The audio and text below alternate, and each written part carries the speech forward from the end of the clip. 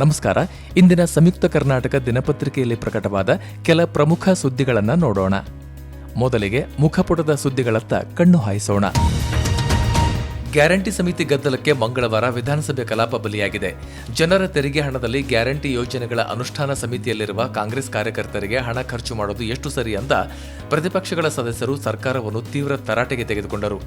ಆದರೆ ಸಚಿವ ಸಂಪುಟ ಸಭೆಯಲ್ಲಿ ಈ ಬಗ್ಗೆ ತೀರ್ಮಾನ ತೆಗೆದುಕೊಳ್ಳಲಾಗಿದ್ದು, ಗ್ಯಾರಂಟಿ ಅನುಷ್ಠಾನ ಸಮಿತಿಗಳನ್ನು ರದ್ದು ಮಾಡಲಾಗದು ಅಂತ ಡಿಸಿಎಂ ಡಿಕೆಶಿ ಅವರು ಸ್ಪಷ್ಟಪಡಿಸಿದ್ದಾರೆ. ಈ ನಡುವೆ ಸದನದಲ್ಲಿ ಬಿಜೆಪಿ ಸದಸ್ಯರು ಸರ್ಕಾರದ ವಿರುದ್ಧ ಧಿಕ್ಕಾರದ ಘೋಷಣೆ ಕೂಗಿದರು. ರನ್ಯಾರಾವ್ ಸ್ಮಗ್ಲಿಂಗ್ ಕೇಸ್ನಲ್ಲಿ ಯಾರಾದರೂ ಸಚಿವರಿದ್ದಾರಾ? ಈ ಬಗ್ಗೆ ಮಾಹಿತಿ ನೀಡಿ.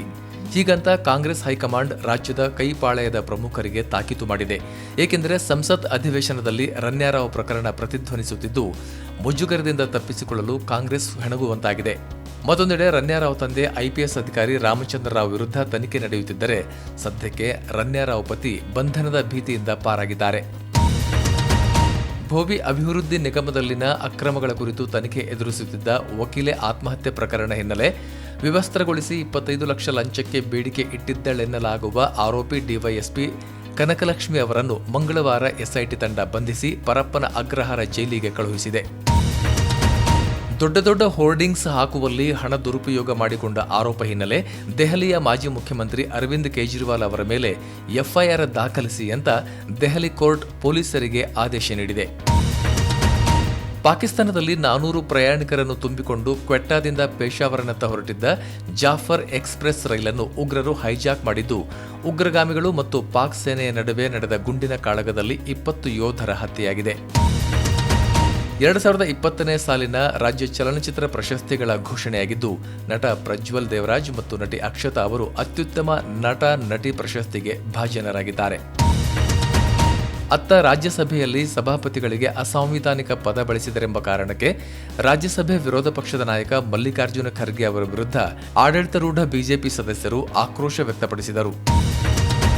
ಮುಂದಿನ ಶೈಕ್ಷಣಿಕ ವರ್ಷದಿಂದಲೇ ಜಾರಿಗೆ ಬರುವಂತೆ ಸರ್ಕಾರಿ ಶಾಲೆಗಳಲ್ಲಿ ವಾರಕ್ಕೊಂದು ದಿನ ನೈತಿಕ ಶಿಕ್ಷಣದ ಪಾಠವನ್ನು ಪಠ್ಯದಲ್ಲಿ ಅಳವಡಿಸಲಾಗುವುದು ಅಂತ ಶಿಕ್ಷಣ ಸಚಿವ ಮಧು ಬಂಗಾರಪ್ಪ ಅವರು ಹೇಳಿದ್ದಾರೆ. ಬೆಂಗಳೂರು ಲೂಟಿ ಮಾಡಲು ಇದೀಗ ಘಜನಿ ಘೋರಿ ವಕ್ಕರಿಸಿದ್ದಾನೆ ಅಂತ ಕೇಂದ್ರ ಸಚಿವ HD. Kumaraswamy DCM DK Shivakumar ಅವರ ಹೆಸರನ್ನ ಹೇಳದೆ ವ್ಯಂಗ್ಯವಾಡಿದ್ದಾರೆ.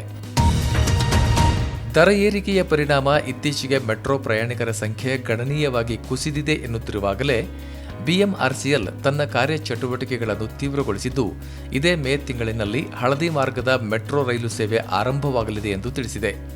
ಚಾಲಕ ರಹಿತ ಮತ್ತು ಚಾಲಕ ಸಹಿತ ಮೆಟ್ರೋ ರೈಲು ಪ್ರಾಯೋಗಿಕ ಪರೀಕ್ಷೆಯೂ ಇದೀಗ ಪೂರ್ಣಗೊಂಡಿದೆ. ಪದೇ ಪದೇ ಎದ್ದು ನಿಂತು ಮಾತನಾಡಿದರೆ ಹೊರಗೆ ಹಾಕ್ತೀನಿ ಹುಷಾರ್, ಹೀಗಂತ ಸಭಾಪತಿಯವರು ಜೆಡಿಎಸ್ ಶಾಸಕರಿಗೆ ವಾರ್ನ್ ಮಾಡಿದ ಪ್ರಸಂಗ ಮಂಗಳವಾರ ಮೇಲ್ಮನೆ ಕಲಾಪದ ವೇಳೆ ನಡೆದಿದೆ. ಸಭಾಪತಿಯವರ ಕೆಂಗಣ್ಣಿಗೆ ಗುರಿಯಾದ ಆ ಸದಸ್ಯ ಬೇರೆ ಯಾರೂ ಅಲ್ಲ, ಟಿಎ ಶರವಣ ಅವರು. ಮಹಿಳಾ ಪ್ರೀಮಿಯರ್ ಲೀಗ್ WPL ಕ್ರಿಕೆಟ್ ಪಂದ್ಯದ 3ನೇ ಆವೃತ್ತಿಯಲ್ಲಿ ಕೊನೆಗೂ ಹಾಲಿ ಚಾಂಪಿಯನ್ ಆರ್ಸಿಬಿ ಗೆದ್ದು ಟೂರ್ನಿಗೆ ವಿದಾಯ ಹೇಳಿದೆ. ಇನ್ನಷ್ಟು ಬರವಣಿಗೆಗಳು, ವಿಶೇಷ ಲೇಖನಗಳು ನಿಮಗಾಗಿ ಕಾಯ್ತಾ ಇರ್ತದೆ, ಓದ್ತಿರಲ್ವಾ?